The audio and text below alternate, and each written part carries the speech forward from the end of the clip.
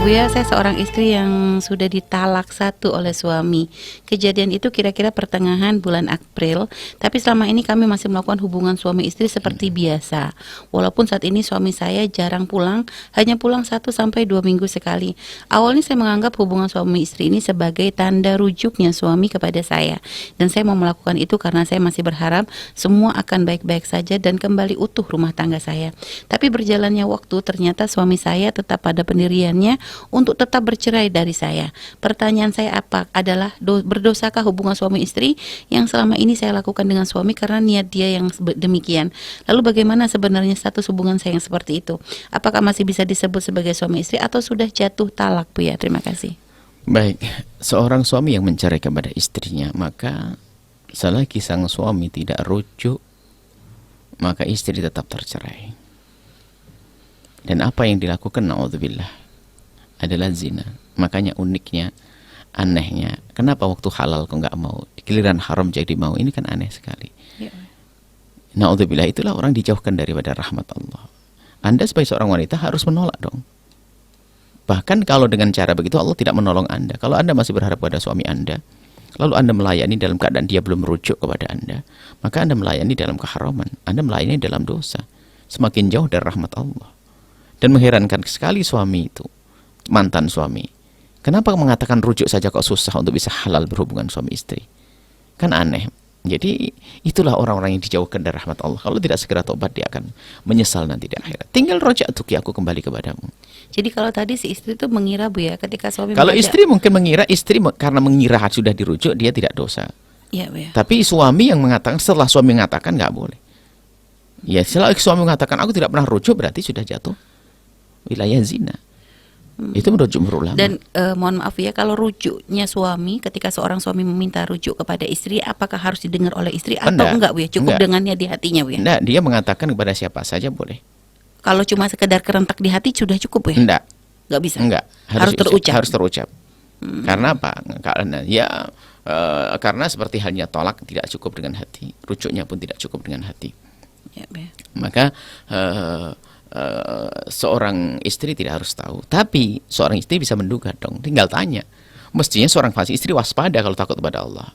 Kan kamu sudah mencerai saya, kan bisa begitu. Kenapa kau sentuh saya? Apakah sudah kau rujuk saya?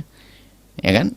Kalau Anda tidak tahu, kalau Anda bertanya dari awal-awal, mungkin lebih sedikit permasalahannya. Dia mengatakan sudah halal sudah, ya kan? Karena Anda tidak bertanya, ya sudah, dia menikmati Anda, naudzubillah, dalam keadaan haram.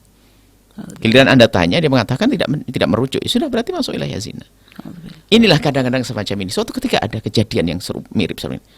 Waktu di rumah tangga itu berantem, giliran bercerai, subhanallah, malah hamil setelah perceraian.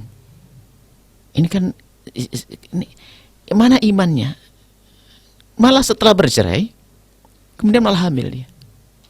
Hamil dengan mantan suaminya itu tadi. Jadi subhanallah, jadi kita perlu meningkatkan rasa takut kepada Allah. Ada cara halal itu sangat mudah. Orang yang sudah bercerai sekali, 1 dan 2 itu kalau ingin rujuk cukup saja seorang suami mengatakan, "Hei suami istriku, aku rujuk kepadamu." Selesai.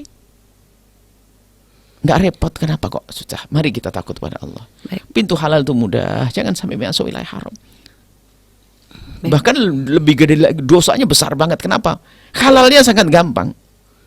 Karena baru 1 kali cerai, Bu ya? Cerai tinggal roja'tuki selama masa iddah, masa penantian. Ya. 3 kali suci.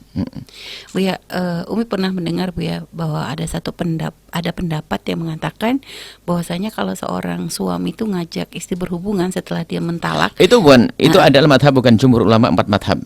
Ada dari tidak bisa dipakai, Bu ya? Tidak bisa. Itu ada qaul hadawiyah dari kaum Zaidiyah. Tidak masuk itu, tidak. Jangan. Kita nggak membuka celah itu, Bu ya. Tidak membuka celah itu bahaya. Kenapa sih ngomong aja kok susah? Iya, Bu ya. Baik. Kalau memang dia berhelah, tapi harus ada niat, biarpun tidak, tapi harus ada maksud. Nggak mungkin ditanya jelas terang. Biarpun menurut Hadawiyah nggak bisa itu. Hadawiyah itu madhab di Yaman, di madhab Zaidi. Hadawiyah. Biarpun menurutnya nggak sah, karena apa? Nggak ada niat dia. Menurutnya madhabnya dia nggak pakai ucapan, tapi setelah ditanya kenapa kok itu rujuk, iya, dia mengatakan iya pada akhirnya. Ada ikrar di hatinya. Oh, ditanya juga nggak kok. Madhab siapa saja nggak sah. Baik, subhanallah. Baik, subhanallah ya.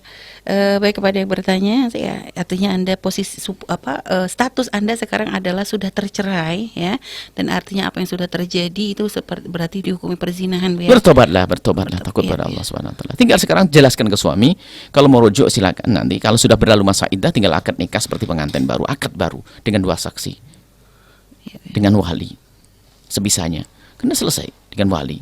Baru setelah itu nikah selesai. Jangan sampai berlarut-larut seperti itu.